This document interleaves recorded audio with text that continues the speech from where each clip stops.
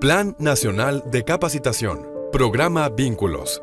¿Cómo nosotros podemos identificar si los síntomas que presentan los adultos mayores se deben a envejecimiento, deterioro cognitivo o causas o consecuencias de la pandemia? Espero que mis inquietudes y experiencias sean similares a las de mis compañeros que se desempeñan en diferentes territorios a lo largo del país.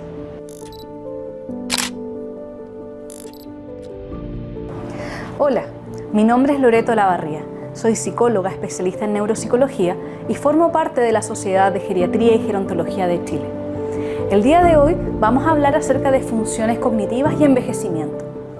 Si vamos a hablar acerca de funciones cognitivas, inevitablemente vamos a hacer alusión a ese órgano tan increíble y maravilloso que tenemos en nuestras cabezas llamado cerebro.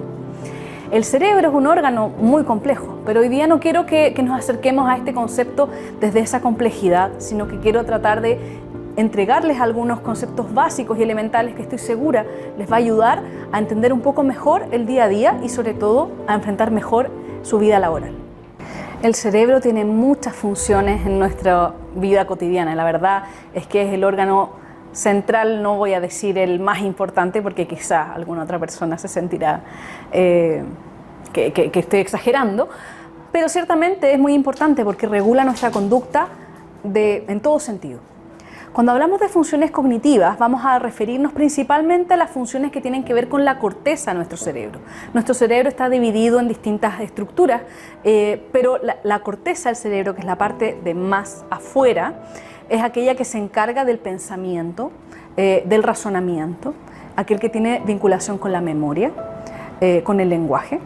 Y hoy día quiero hacer algunas definiciones para que en el fondo podamos entender un poco mejor cada uno de estos elementos.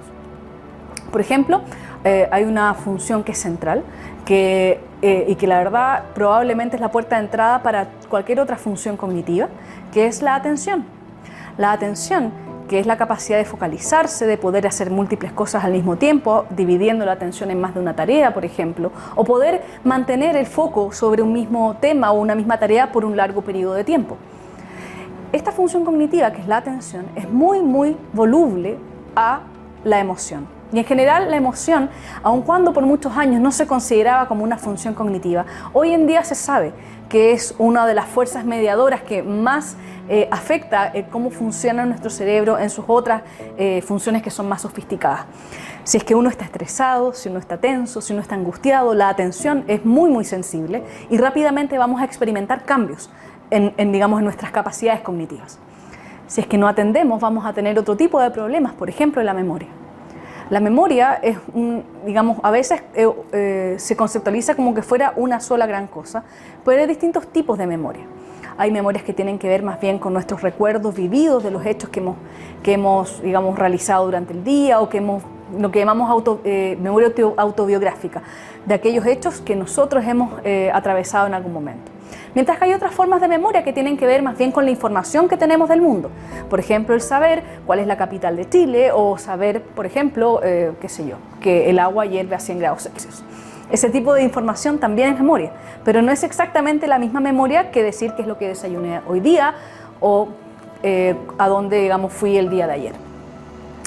Hay otras funciones que son también importantes, como es el lenguaje, que eso por supuesto está bastante interferido por los aspectos educacionales y culturales a los que hemos estado expuestos a lo largo de la vida.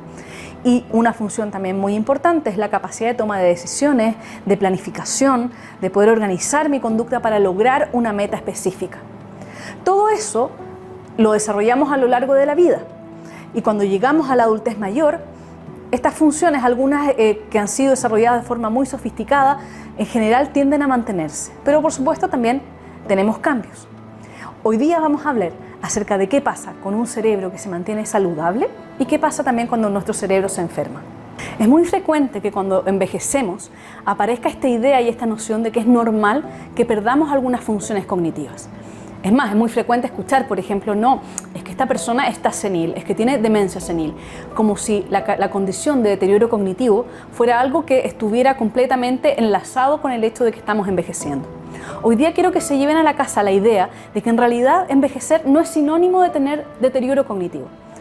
Se espera que cuando uno envejezca tenga más o menos las mismas capacidades que has adquirido a lo largo de la vida. Es más, hay personas que, por ejemplo, son muy mayores, personas sobre los 90 años, que llamamos superagers o personas que envejecen de forma muy exitosa, que tienen en pruebas cognitivas, objetivamente hablando, rendimientos de una persona que tuviera 50 años. Eso, por supuesto, no es lo más común y todavía se está estudiando la razón de por qué algunas personas tienen este envejecimiento tan exitoso. Pero lo habitual es que por lo menos tengamos una cognición más o menos similar a la que tuvimos siempre, a lo mejor con algunos cambios en la forma en que procesamos la información en relación a la velocidad. Por ejemplo, hacemos lo mismo pero un poco más lento. Ahora, ciertamente hay algunos factores que van a hacer que tengamos un mejor envejecimiento y ahí uno puede hablar de factores protectores. Por ejemplo, el tener una buena salud metabólica, el poder tener las enfermedades bajo control, todo eso son factores protectores del cerebro. Pero un cerebro saludable va a ser un cerebro que va a ser más o menos igual a un cerebro como lo ha sido toda la vida. Pero también es cierto que hay un porcentaje de las personas que sí tienen enfermedades cerebrales.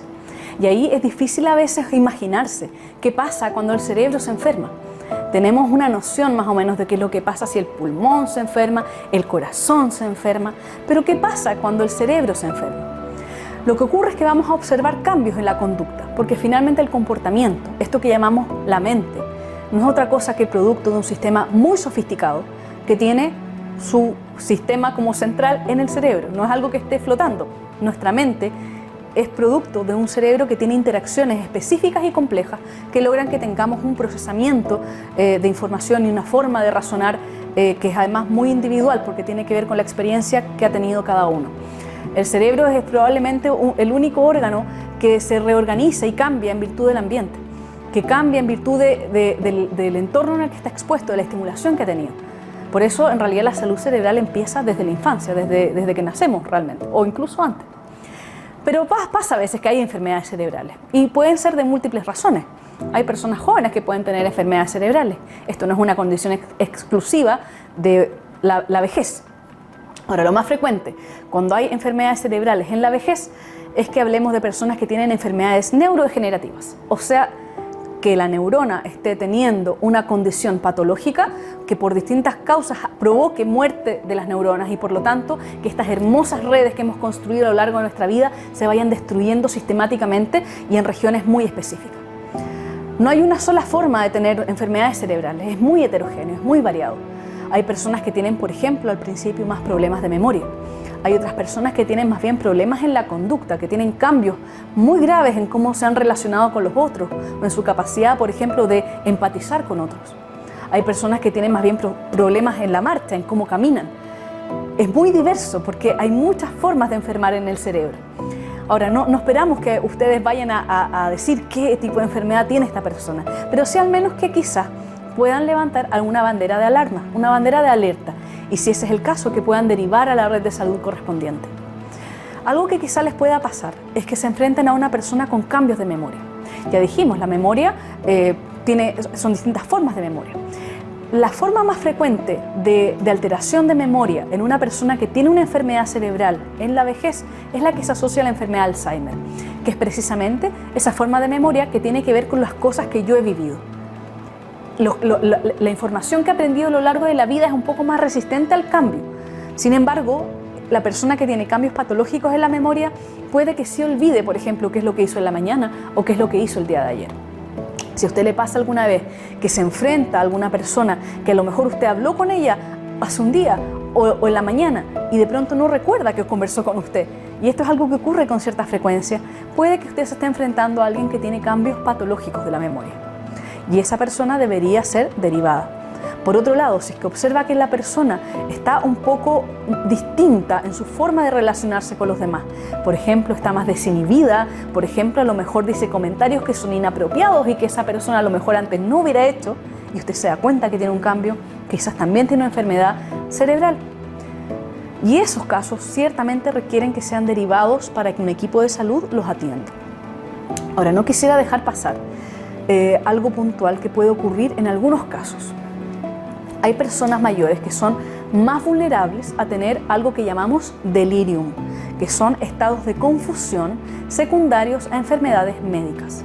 Ustedes, por supuesto, no son médicos y no están llamados a hacer ese diagnóstico, pero si les pasa que están conversando con una persona que tiene su atención tan alterada que no es capaz de mantener una conversación con ustedes de forma coherente, que salta de un tema a otro sin un lógico hilo conductor, que está demasiado hiperactiva en su forma de hablar, o por el contrario, que pareciera que cuesta incluso que le responda porque está soporosa o dormida y no logra que usted que reaccione, esa persona debería consultar de urgencia a un médico porque puede tener algún problema médico, no necesariamente de salud cerebral, sino de salud sistémica, puede que tenga una infección urinaria, puede que tenga una COVID, puede que tenga cualquier enfermedad puede provocar este tipo de cuadro y requiere de atención médica urgente.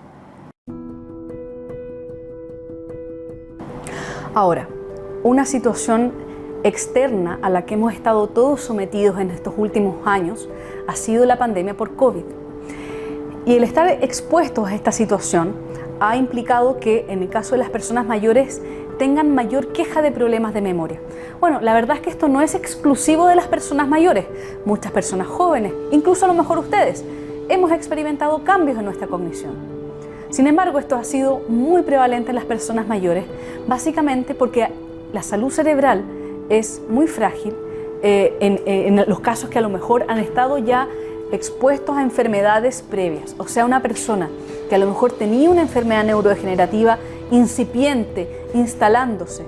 Si a esto se le agrega un factor precipitante que a lo mejor haga que aumente esta condición de trastorno cognitivo, como es el aislamiento, como es haber estado expuesto a la enfermedad por COVID, que sabemos tiene también consecuencias en la cognición, como es a lo mejor estar con menos interacción social, todo ello puede hacer que una enfermedad que a lo mejor venía en desarrollo, que venía latente, se haya precipitado y se haya manifestado quizás de forma anticipada respecto a lo que hubiera sido su curso normal si no hubiéramos estado expuestos a la pandemia. En cualquier caso, a usted puede que le pase, quizás en una llamada, quizás en una visita, que se dé cuenta que algo raro está pasando.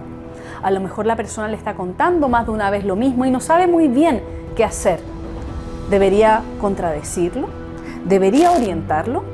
¿Debería seguirle la corriente? Son preguntas que a lo mejor se va a hacer usted en ese momento. Si la persona está experimentando realmente un cambio en la cognición, la verdad es que no es muy recomendable que usted contradiga a esa persona. Por ejemplo, si esa persona cree fehacientemente que usted estuvo en la mañana cuando en realidad no estuvo, si usted le contradice, lo más probable es que esa persona reaccione no muy bien. Puede que no tenga una mayor reacción, pero puede que reaccione con angustia, puede que se ponga muy ansiosa, puede incluso que reaccione con irritabilidad. Por lo tanto, si usted se enfrenta a una situación así, lo mejor que puede hacer es seguirle la corriente e intentar ver qué pasa si esto se mantiene en el tiempo para eventualmente poder derivar. Y quisiera terminar esta cápsula diciéndoles que la salud cerebral es algo que es importante para las personas mayores, pero en toda la vida. Invertir en nuestros cerebros es una buena inversión porque finalmente nos va a permitir tener una vida útil por más tiempo. La salud cerebral no solamente incluye las funciones cognitivas que discutimos hoy, la salud cerebral también es salud emocional. En la cápsula en la que hablamos acerca de precisamente trastornos de salud mental, les comentaba cómo los problemas de salud mental pueden afectar la cognición, pueden ser factores de riesgo incluso para los problemas que hoy día estuvimos discutiendo. Así que el concepto hoy día es salud cerebral, incluyendo aquellos elementos que tienen que ver con lo que hablamos hoy, lo cognitivo, pero también la salud emocional, el bienestar subjetivo, que al final todo viene a ser parte de lo mismo. Y bueno, esperamos que esta cápsula les haya sido útil, ha sido posible gracias al trabajo mancomunado de la Sociedad de Geriatría y Gerontología de Chile, el Servicio Nacional del Adulto Mayor, el programa Vínculos con el Plan Nacional de Capacitación y esperamos poder estarnos viendo muy pronto en otras cápsulas.